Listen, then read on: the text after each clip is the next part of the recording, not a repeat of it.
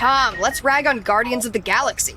Okay, so basically you might have hit a brick wall on this one. It's pretty tough to make fun of Guardians of the Galaxy. Come on, man. First you don't want to dunk on Black Panther on camera just because you want to work again, and now this? I know, but... God, you used to be cool. I know, but the thing is, the internet has been trying to take down the Guardians of the Galaxy movies since before there were Guardians of the Galaxy movies. The things are Teflon. Like how? Like right from the beginning. When Marvel announced that they were planning the film adaptation of the Guardians comics, people immediately started chucking turds at the idea. They said that the characters were too obscure, that the studio was scraping the bottom of the barrel, that this was the beginning of the end for the Marvel franchise. Yes, pay dirt. Then what happened? Turned out it was just really nice. Oh. And by all accounts, it shouldn't have worked. On paper, the first movie made so many mistakes. It put the comics' original Odd Duck stars on the back burner in favor of a more cleaned-up, contemporary, rebooted team. Then played it fast and loose with those characters' backstories, powers, and motivation. Despite, or maybe because of this, Guardians of the Galaxy beat the odds and made beloved household names out of a bunch of otherwise insignificant freaks and weirdos. Oh, you said the team is a bunch of freaks and weirdos? Big time, yeah. Well, there you go. That's an easy target. It's always easy to stomp a freak or a weirdo. Yeah, but not really. They're mostly just really nice. What?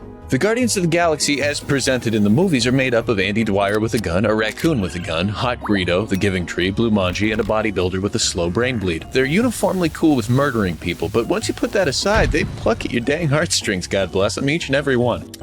Expand on that. Gamora is the adopted daughter of a sadistic warlord. She's bent on revenge, but secretly she just wants a hug. There's Drax the Destroyer. He's bent on revenge, but deep down he probably just wants a hug. Nebula also desperately wants revenge, and more desperately wants a hug. Star-Lord's mom is dead from literal space cancer, and boy, you know he wants some revenge and a hug about that. This is nauseatingly sweet. Okay, what about that raccoon? I keep seeing that weird raccoon. Oh, Rocket. Yeah, he's basically Frank Reynolds when he comes out blasted. There we go! Only he needs a whole lot of hugs, bud. He wouldn't kick some revenge out of bed for eating crackers either. And then there's Groot, who's the... We just did a Groot episode. Can we skip this part? And he wants a hug. Okay, all of that sounds repetitive and saccharine. I don't like it. And mostly just really nice. Come on, for real? Yeah, even with storylines that steer your heart into the dad-killing skid, the Guardians movies managed to be more about family than Vin Diesel's other regular paycheck. The soundtrack slap in a taking a car ride with my divorced dad during a visitation weekend kind of way, and everyone takes care of each other. Pac-Man shows up for a while. It's rad. Unconscionable. Okay, how about behind-the-scenes drama? Hollywood is a compost heap of bad behavior, right? There must have been a scandal.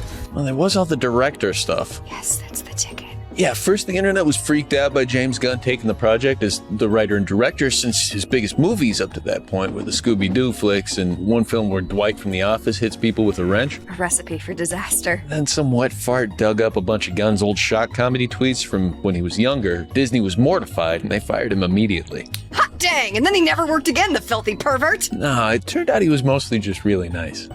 Damn it! Yeah, like everyone involved with the Guardians movies wound up writing this open letter talking about what a great guy he was. The internet rallied behind him. Eventually, Disney gave the franchise back to him, but not before another studio swooped in and gave him another group of high-profile misfits to helm a blockbuster movie about. Really?